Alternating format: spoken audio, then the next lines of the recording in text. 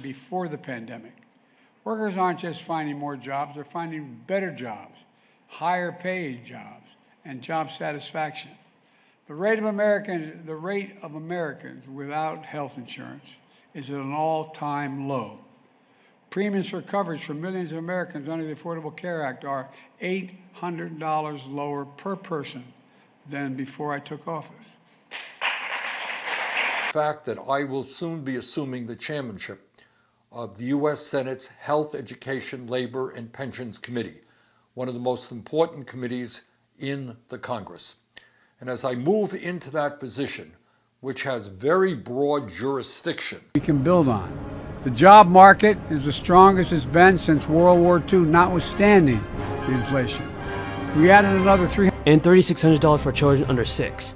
Half of it was made available to parents in advance via monthly payments throughout the second half of 2021. In that time, there were significant decreases in child poverty and food scarcity. Government data showed upticks in spending on necessities like clothing, utilities, and much more. Republicans in Congress and Joe Manchin have let it expire, everybody, according to Republicans. This year, the credit reverts to its pre-2021 structure, a non-refundable credit worth of $2,000 per child, ages 16 and under, that is. The Guardians received that when they file a tax return next year, but the expanded child tax credit payments have been paused, even though they helped many families stay afloat as inflation skyrocketed. Reports have found that millions of children have fallen back into poverty. States have stepped in to make up some of the difference, and Vermont joins 9 other states in offering a state-level child tax credit, in addition to California, Colorado, Idaho, and New Mexico, and some other states. Additionally, North Carolina offers a child deduction rather than a credit, and Michigan's state legislature has passed a credit worth $500 for most children, though it is not law yet. Connecticut is offering a one-time tax rebate worth of $250 per child, capped at $750 for 3 children. Families need to apply to receive it. And the size of the credit and eligibility requirements vary greatly by state. Vermont's $1,000 payment, for example, is reserved for children 5 and under and families earning $125,000 or less. In Massachusetts, existing tax deductions for dependents were converted into two refundable credits. These state tax credits are worth between $180 to $240 per child under 12 for up to 2 children in all families. In some states, the credit is non-refundable, which means it can reduce someone's tax liability as low as $0. Taxpayers must file a tax return to receive it. Others, including Vermont, have made it fully refundable, meaning that it can reduce a filer's tax liability below $0. Despite the plans, the bill is yet to be formally proposed and is being negotiated on across both sides of Congress. Folks, we have a ton of good news about the 4th stimulus check and Social Security benefits. Stay tuned because you definitely don't want to miss out on this. Social Security, everybody, provides monthly benefits to millions of retired seniors. Some of those seniors depend on the program for the bulk of their income, and that's proven to be a problematic thing this year in particular. Although Social Security recipients get a generous 5.9% raise going into 2022, at this point the rate of inflation is far outpacing that boost. That means seniors who live mostly on Social Security are losing buying power even at a time when they're sitting on a higher raise. But that's not the only issue with depending heavily on Social Security. In future, Social Security may have to cut benefits to the tune of 20% due to revenue shortfall. That could leave many seniors in the lurch. In the coming years, Social Security expects to owe more in benefits than it collects in revenue, due largely to an anticipated mass exodus of baby boomers from the workforce. The good news is that Social Security has trust funds it can tap to keep up with scheduled benefits. But once those trust funds run out of money, benefits will be cut back on the table. Meanwhile, the Social Security trustees recently released a 2022 report, and it projects that the program's trust funds will run out of money in 2034. From there, Social Security may have to slash benefits by 20% unless lawmakers come up with a solution to address the program's financial shortfall.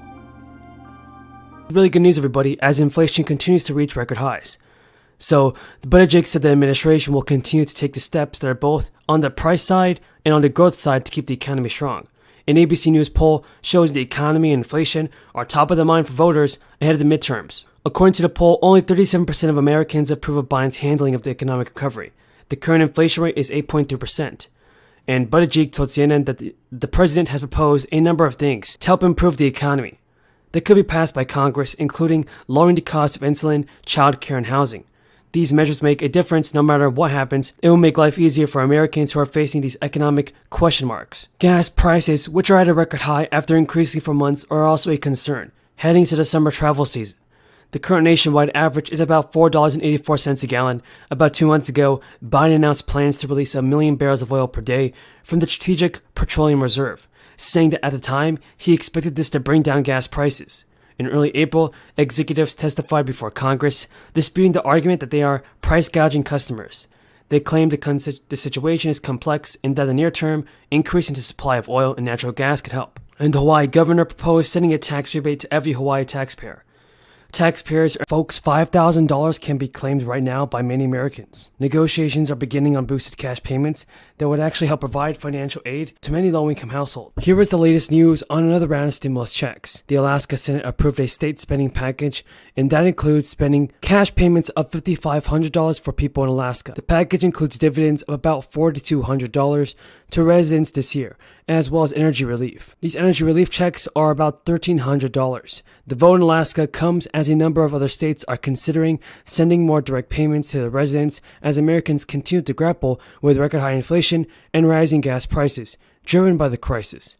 The package passed 15-5 and was sent to the House, and it will be decided whether to agree with the Senate version.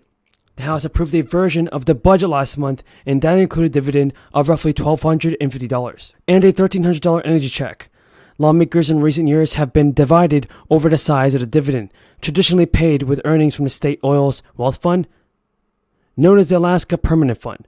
During a debate on the budget, the Senate voted 10-9 in support of a dividend of about $4,200. The cost for the size dividend would be nearly $2.8 billion, while the cost of the proposed energy payment is estimated at $840 million. Supporters of the Senate budget argued that Alaskans could use the financial help, while critics raised concerns about the possible fiscal consequences. The Alaska House Speaker was critical of conservative lawmakers in the state Senate for voting for a budget that could dip deeply into the state's savings. And also, everybody, over 300,000 low-income essential workers across Massachusetts will begin receiving their second round of stimulus checks this week. The $500 payment is scheduled to be mailed out starting Monday as part of the Baker's administration crisis employee premium program. The first set of these payments were announced in February and distributed to around 480,000 people in March. This round offers another $165 million in relief funding to an estimated 330,000 eligible residents in June. Eligibility is based on Massachusetts tax returns for 2021. To qualify, you have had to make at least $13,000 and seen the total income at or below 300% of the federal poverty level. For a household of one person, that level was around $38,000. For a family of four, that would be up to $79,000. Those who received the payment in the first round or who received unemployment benefits in 2021 are not eligible for this, however. Massachusetts executive branch employees who received a one-time crisis-related payment from the state are also ineligible. The first round of payments was determined by 2020 state tax returns and followed similar criteria. Now, while there was much talk about a pending recession as the Federal Reserve takes steps to tamp down high inflation, recent reports on the health of the economy show cooling but still going strong. This is good news for the White House as the American public becomes increasingly concerned. Amid rising inflation and high gas prices, federal legislation that provide Americans with a fourth economic payment remains stalled in Congress. Democratic